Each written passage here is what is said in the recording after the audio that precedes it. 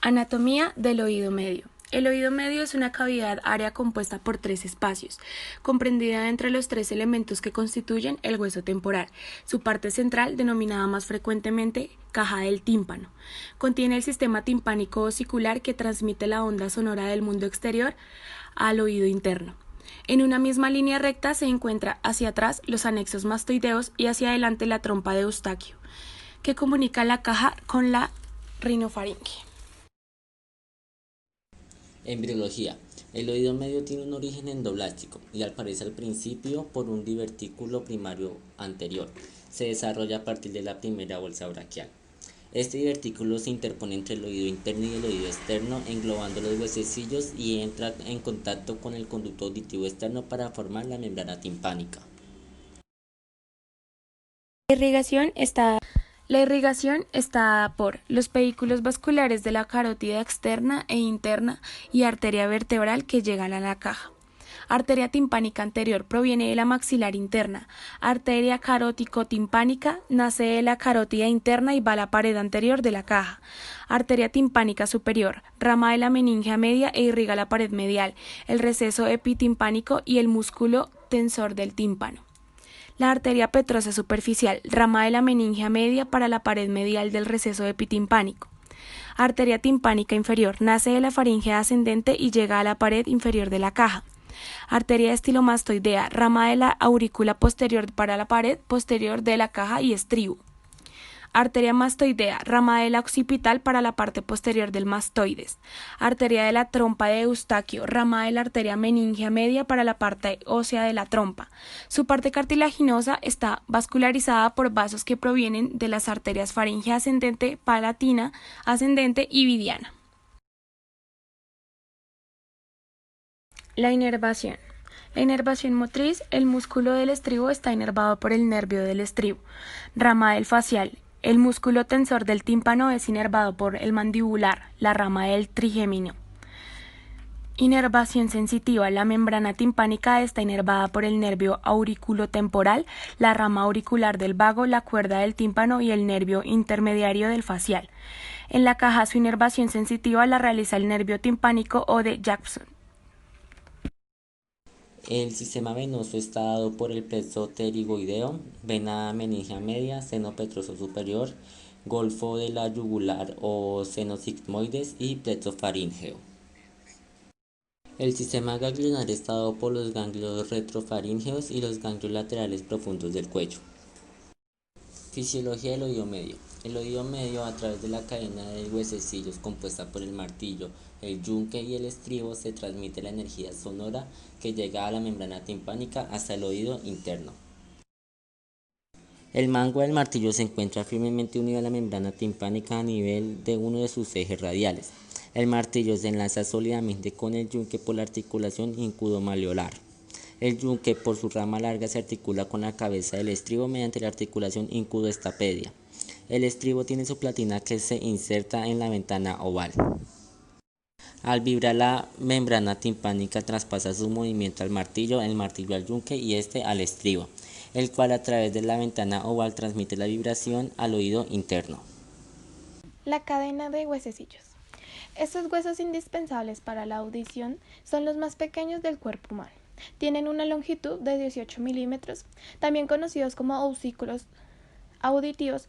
Los tres huesecillos que forman esta cadena de la cavidad timpánica del oído medio tienen como misión transmitir el movimiento del tímpano al oído interno a través de la ventana oval. Esa cadena está formada por el martillo, yunque y estribo.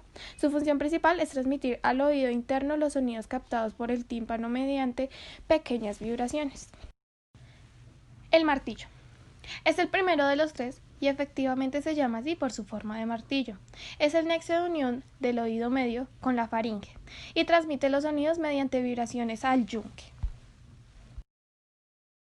El yunque se sitúa entre el martillo y el estribo y actúa de tal forma que el sonido pase de uno a otro mediante vibraciones sonoras. El estribo es el último de los tres y curiosamente es el hueso más pequeño del cuerpo humano. Recibe este nombre por tener la misma forma que el estribo de una silla de montar a caballo.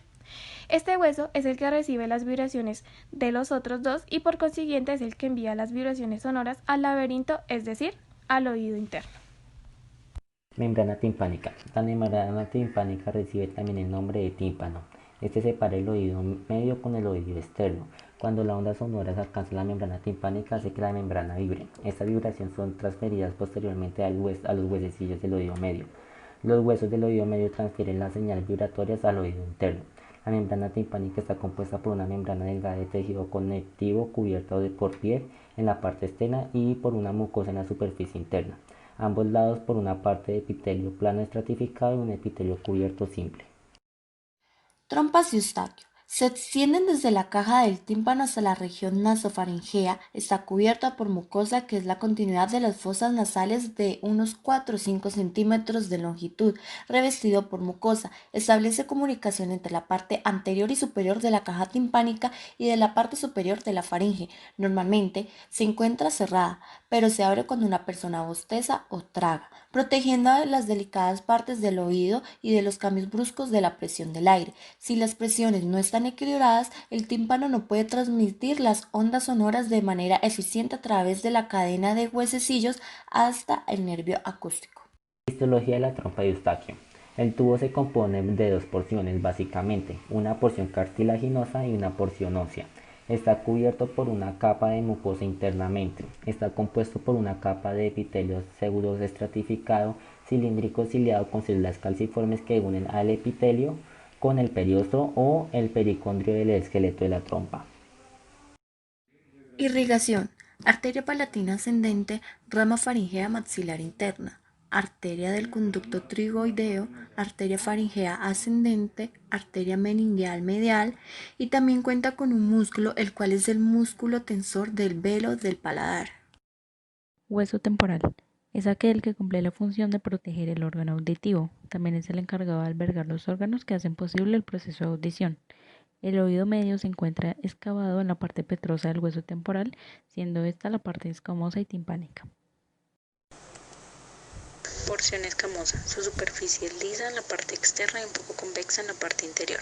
Esta está formada por la apófisis zigomática, que se articula con la apófisis temporal del hueso zigomático. Esta contiene tres raíces, que es la anterior para el tubérculo articular, la medial para la apófisis posterior glenoidea y la cresta supramastoidea. También está formada por un surco en una superficie exterior para la arteria media del temporal. Y por último, la fosa mandibular, que es una cavidad llamada también glenoidea, que se encuentra entre las porciones escamosa y petrosa. Porción mastoidea o timpánica. Esta se encuentra detrás y por debajo del conducto auditivo o meato auditivo externo. El mastoides contiene tres bordes o límites: el superior, que corresponde a la línea temporal y su sutura perietomastoidea; el anterior, que está formado por el meato auditivo externo y la fisura timpanomastoidea; y por último el posterior, que coincide con la sutura occipitomastoidea. Aquí tenemos la apófisis mastoides, que es una proyección redondeada del hueso temporal, situado justo detrás del conducto auditivo externo, y sirve como inserción de varios músculos del cuello. Celdillas mastoideas. Las celdillas mastoideas son espacios o cavidades que se comunican entre sí y tienen un diámetro pequeño.